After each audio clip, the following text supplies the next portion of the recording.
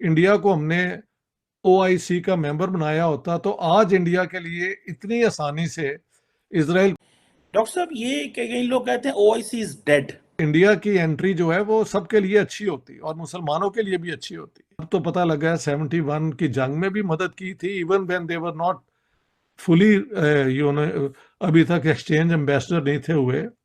99 والے میں اور یہ پٹھان کوٹ والے ایشو پہ بھی کچھ ان کی ہیلپ ہوئی ہے. اندرا گاندھی کو Yasser Arafat my big sister کہتے تھے کیونکہ انہوں نے سب سے پہلے ریکگنائز کیا اور آفس کھلوایا. پاکستان نے تو یہ سب چیزیں بعد میں کی ہیں.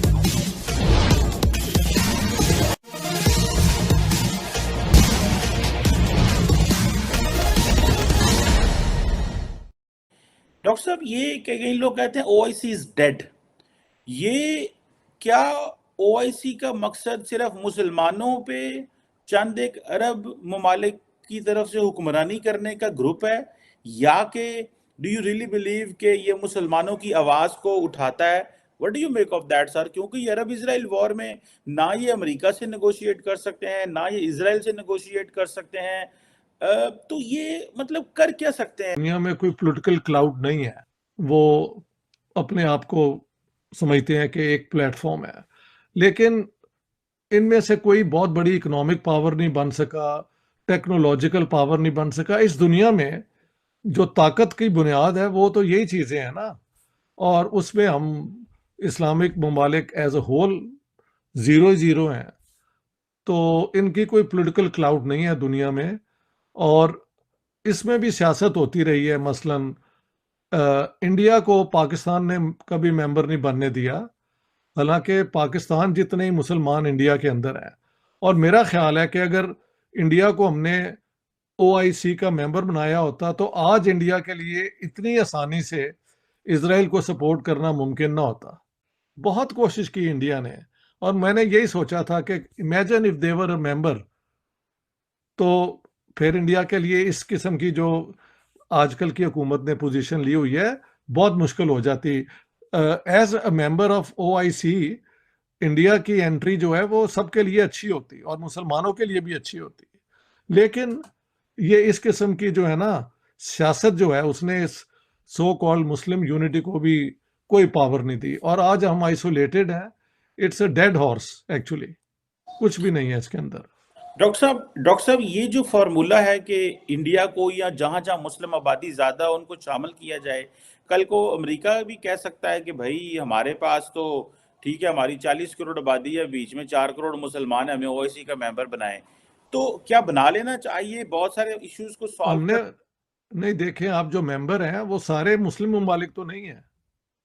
کئی ملک جو ممبر ہیں they are not actually Muslim majority countries, but they are members. اب مجھے اگر آپ پہلے کہتے تو we could have gone through the list, آپ چیک کر لینا.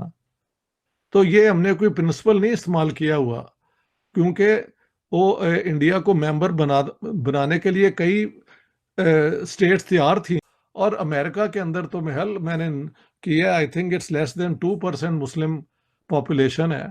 تو کل کو جب وہاں پہ میجورٹی ہو جائے گی تو دیکھی جائے گی. پاپولیشن گروتھ تو مسلمانوں کی دنیا میں زیادہ ہو رہی ہے نا، تو اگلے 100 سال بعد کوئی پتہ نہیں چوئی صاحب کتنے ایسی کھلوتے ہوئی ہے. پاکستان کیوں پرنسپلی سمجھتا ہے کہ انڈیا کو جو ہے او آئی سی کا ممبر نہیں بننا چاہیے؟ کیونکہ وہ کشمیر کی وجہ سے؟ جس کشمیر کی وجہ سے، جی کشمیر کی وجہ سے. اور کشمیر پہ بھی پی ایل او کی سپورٹ جو ہے نا، پی ایل او کی، وہ انڈیا کے ساتھ تھی. یہ مطلب لوگ نوٹ کر لیں کہ P L O Palestine liberation organisation, اور اندرا گاندھی کو Yasser Arafat my big sister کہتے تھے کیونکہ انہوں نے سب سے پہلے ریکگنائز کیا اور آفس کھلوایا. پاکستان نے تو یہ سب چیزیں بعد میں کی ہیں. سب سے پہلے پی ایل او کو آفس جو ہے وہ دہلی کے اندر کھلا تھا. اب وہ ساری ہسٹری بن گئی ہے، کیونکہ ہوا کیا ہے اپنا ڈاکٹر صاحب، ہم نے یہ افغان جہاد کے بعد اتنی ٹیررزم انڈیا میں کروائی ہے، اور پھر وہ بامبے کی ٹیررزم کرائی ہے. اس سے پھر ساری ایٹیٹیوڈ لوگوں کے جو ہے نا پاکستان کے لیے اور اسلام کے لیے اور مسلمانوں کے لیے نیگیٹو ہو گئے.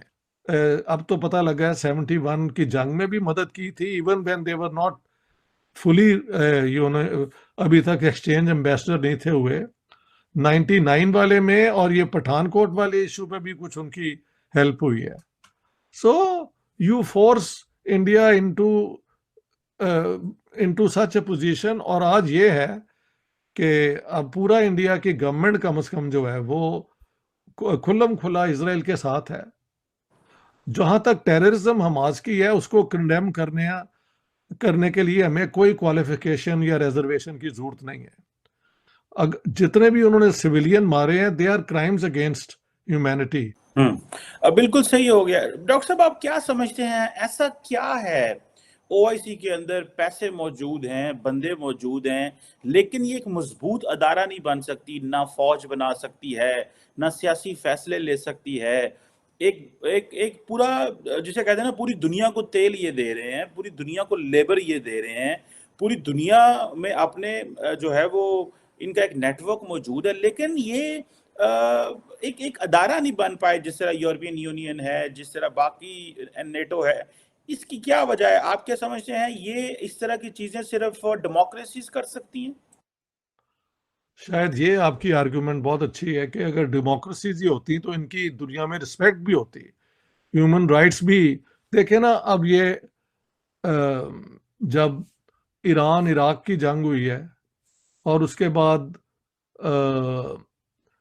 जब इराक को अमेरिकन ने अनलॉफुली आके तबाह किया है, तो किसी ने इर्द गिर्द उनको पनाह नहीं दी। लोग जब सीरियन वॉर से भी भागे हैं तो सारे यूरोप की तरफ आ गए हैं। हमारे ये मुल्क, इनमें ना डेमोक्रेसी है, इनमें ना वो ह्यूमन राइट्स की रिस्पेक्ट है।